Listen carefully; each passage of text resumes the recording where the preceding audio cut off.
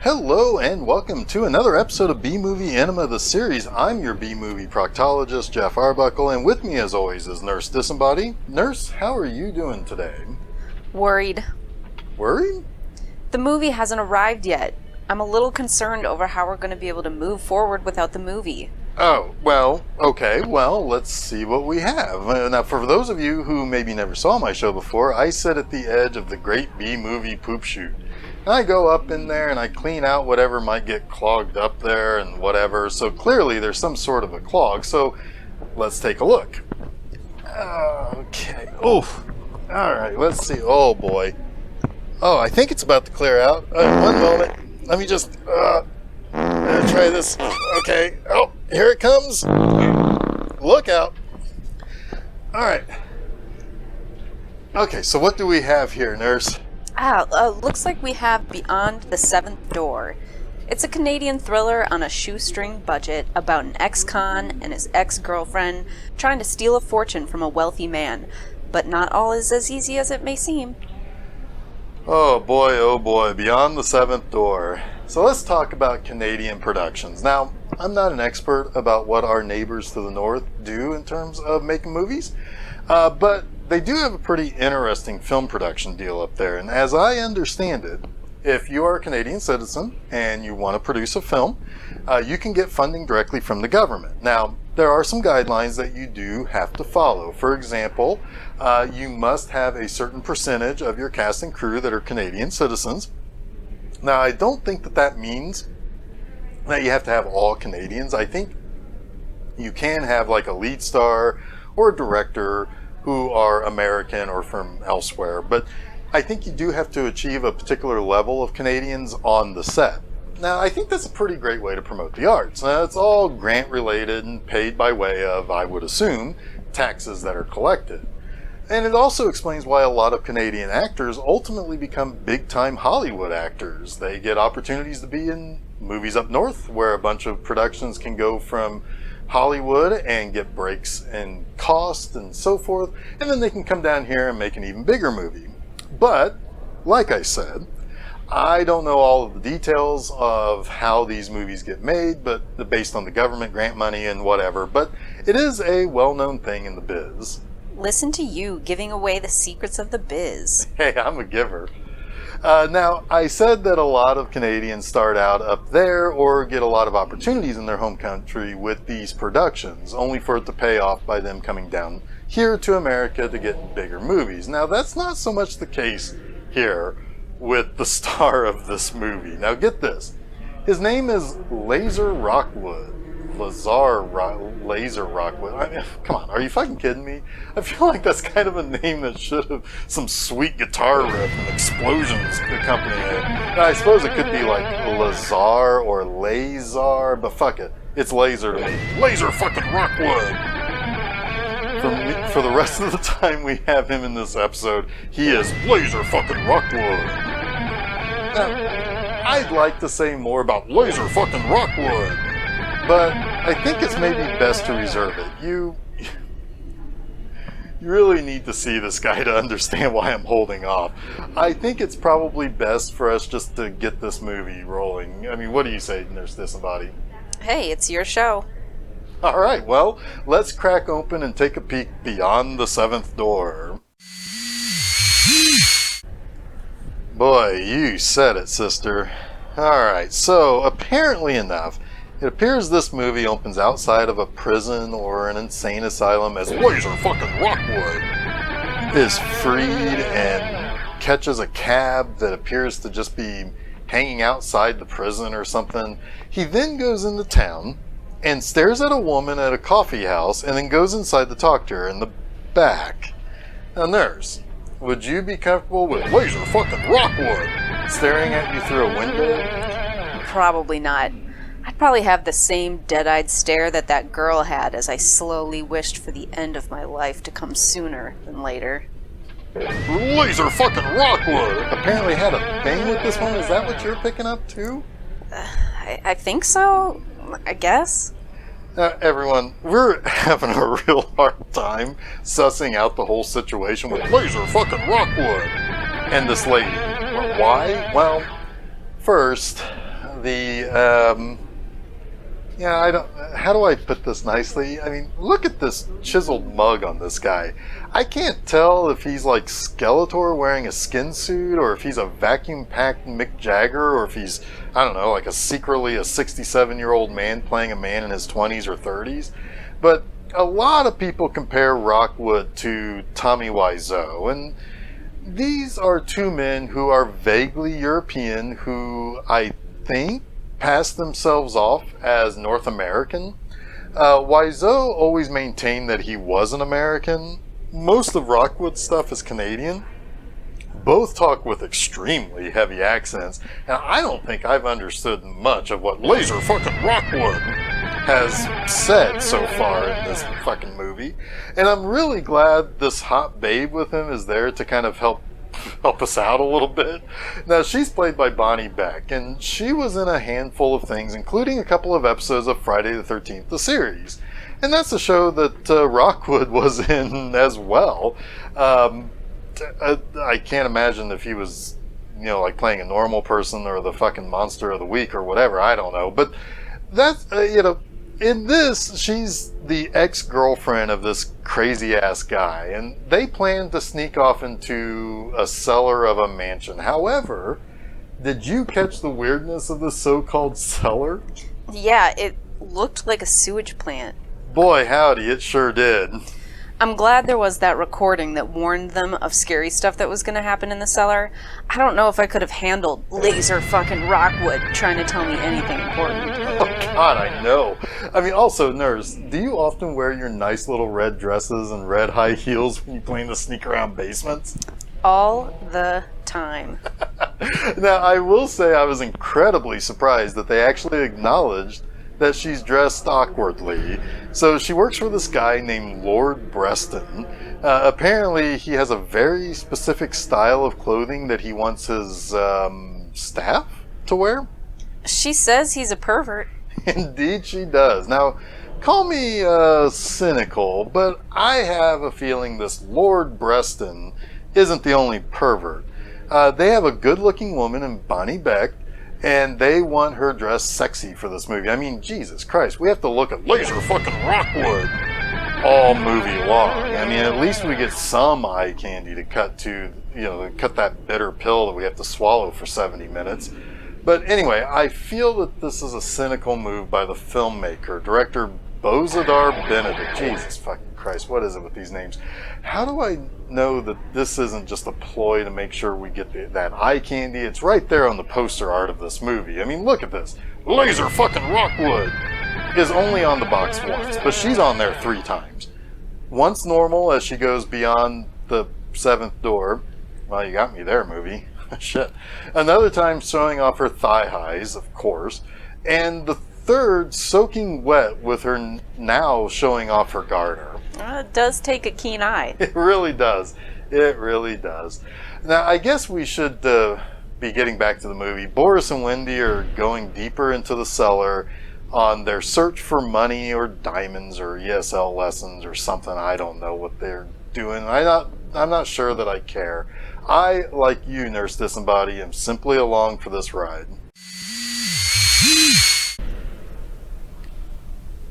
What's wrong, Nurse? This is really not a very good movie. That's an understatement and a half. I will say this movie is kind of extraordinary in one regard. What, that we actually watch Boris for a full movie? Well, okay, then 2 regards. No, what I was going to say is that Boris is an amazingly stupid person. He's dim-witted and knows almost nothing about anything. He's apparently a crook and spent time in the clink for it, but I mean, that was inevitable. He knows nothing about anything. In the first segment, he had to be taught by someone in jail how to use a machine that was supposed to help find the combination to that one door, right? Well, that failed miserably. Almost like a stick of dynamite that turns out to be a dud. It seems as though it was counting to the eventual conclusion that you will excitedly open up that door, and then well, nothing. And on the other hand, almost all these little tricks and puzzles that the old pervert Breston set up is something that Wendy can solve. Now, she figured out that the combination to the lock was as simple as counting the numbers in the clue that Breston gave. She then, in the next puzzle, starts listing out the names of titans of mythology. Now, do you know any of those names, Nurse? Not a single one. Yeah, I can't say that I really do either. Audience, what about you? B-Movie Poop Shoot, what about you? Alright, well, fair enough. Sorry I asked. Now, I'm not saying that a woman wearing an old man's fetish as her work uniform wouldn't be able to know some sort of useless knowledge. I mean, you haven't seen Nurse Disembodied dressed up as Toucan Sam just killing it at the local bar's trivia night. It just hasn't been established at all. Like at all. And I can say it is indeed impressive that the 74-minute movie spent a solid 10 minutes debating whether the floor puzzle answer is Giannis, Rhea, or Juno.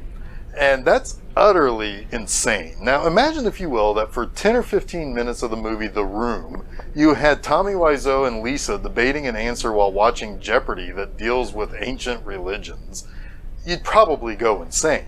Now, I appreciate that Wendy, the person who happens to know every single answer to a Trivial Pursuit category dealing specifically with pre-Greek and Roman mythology characters who are also incredibly obscure, still expects Boris to solve these puzzles.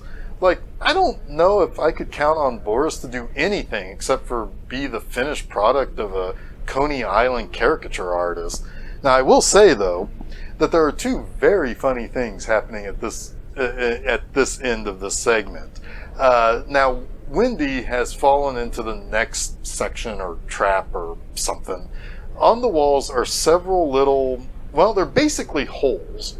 And she tries to unscrew a panel, and then as she does that, water starts to pour through. So what does she do to stop the water from filling up the room and drowning her like the old prospector that fell down there before?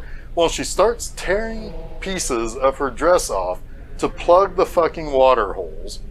Bet you didn't think that's how the saga of her sexy dress was gonna conclude. Holy shit, I wouldn't have guessed that in a million years. Combined with that, you have Boris trying to get the extension cord that he somehow knew to bring along with him in his tool belt that is trapped in the previous room with the spikes and shit. Then he's going to use that to pull Wendy up out of the water pit. Okay, now I'll easily buy that the cord would be strong enough to lift the girl up. Meanwhile, and my favorite part for many, many reasons, we have Wendy frantically tearing her dress to shreds to plug the several holes that have water gushing out of them. Now this is in hopes that the cloth of this thin summer dress will be able to hold back all of this water that is pouring through in what I can only guess to be a couple of gallons a second. Not in any instance or for any moment did I believe that was going to happen. However, I'm positive it was just to get Bonnie Beck into this scenario with a wet dress ripped to shreds. And you know what, Nurse? This reminds me of that time that we went to that escape room place and I found that spigot that I had to plug because it was going to like start spraying acid everywhere. Do you remember that? Yeah. I remember that. And it wasn't a spigot, it was a light bulb socket, and it caught your underwear on fire. It sure did. But it had nothing to do with the escape room clues. Truly didn't. And you didn't even need to use your underwear. Says you. And that poor kid in there with us, with that family, and they had to watch you strip all the way down just to stick your underwear in that socket. It was so embarrassing. Nah, it was fine. That's what you call original thinking. No, that's what I call traumatic. Oh, well. We can agree to disagree on that, but we'll be back after the movie's conclusion. Yeah, I'm pretty sure my underwear on fire incident at the escape room didn't lead to a very awkward and inappropriate sex scene while that kid's dad, who died of smoke inhalation, watched us. Hey, it's not like the opportunity wasn't there for us. What? What? Why did you say that? Say what? You know, you're either a figment of my imagination or possibly a piece of my own somewhat fractured psyche. You know, I'm not even sure I understand what's going on around here. Oh shit. Let's stick a pin in that for now, nurse. So that was the conclusion of Beyond the Seventh Door. We have ourselves a bit of a twist. Actually, a few twists. For one, the twist that Laser fucking Rockwood and Wendy decided that having sex in a recently flooded dungeon with a dead old man just a few feet away was a great idea. It's not like every single room in this incredibly large basement didn't just try to kill them at every turn. Nah, it's fine. Wendy's already practically naked, so I guess it's time to lay some Rockwood, baby. Now the second is that Beyond the Sixth Door was just a case with $1 million Canadian bucks just sitting on a table. And I can see that Laser fucking Rockwood was already dressed for $1 million Canadian bucks because he did come dressed in a Canadian tuxedo. However, there is one more door, and Breston said that what lies beyond the seventh door is a treasure far more valuable than the $1 million Canadian bucks. Boris is very conflicted, Wendy is not. She wants to beat cheeks and get out of there, and she doesn't really want Boris to play Breston's tricks anymore. She wants to leave believing that freedom is what's more precious than $1 million Canadian bucks, but what does Boris discover? Well, that the money is wired to some sort of contraption.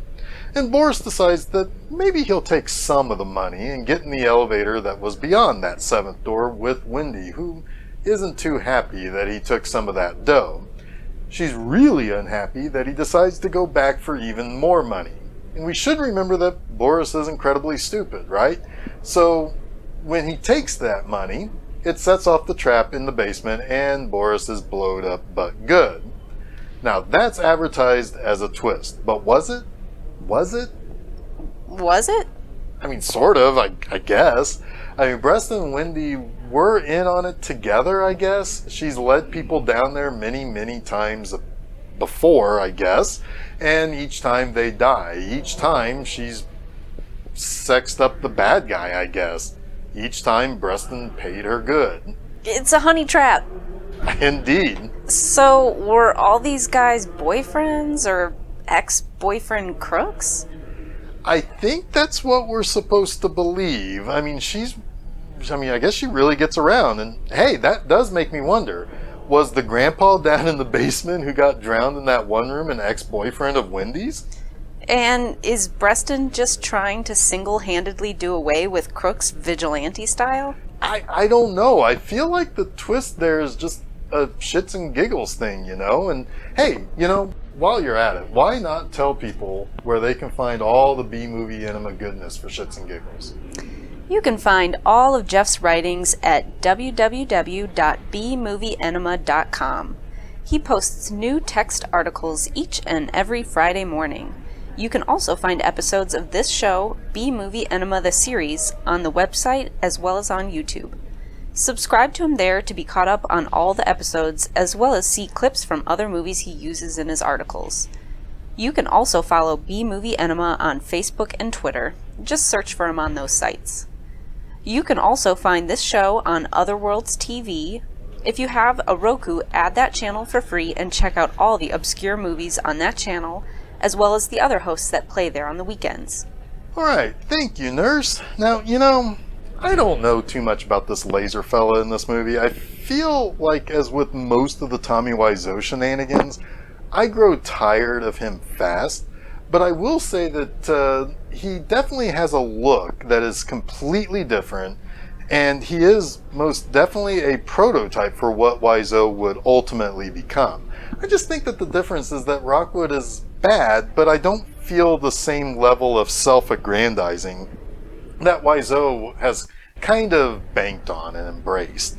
I do think that Rockwood is trying, and Wiseau thinks he's making Shakespeare and will shift his intent based on how his movies are received. And then when Wiseau begins to bank on that weirdness that others have kind of foisted onto him, he gets kind of old real fast. But I do have a secret, everybody. Nurse Disembodied loves this movie, didn't you, Nurse? Yeah, I really didn't like it at first, but I think I'm warming up to Laser fucking Rockwood. Yeah, it's a bad movie, but it's kind of one of those fun bad movies. I think this is one where if you can kind of get past some of the dull conversation points and the 10 minutes of talking about Titans, you start to kind of unravel with this movie, and it kind of slowly drives you insane. I think it drove the nurse insane, but this is something that I would like to show other friends too. It might be kind of one of those fun bad movie nights. Well, with that, I think we can bring this episode to a close. Join us next week for another episode of B-Movie Enema, the series. And in the meantime, I think Nurse Disembodied and I are going to check out this lead on this fortune I've heard about being in some dude's basement.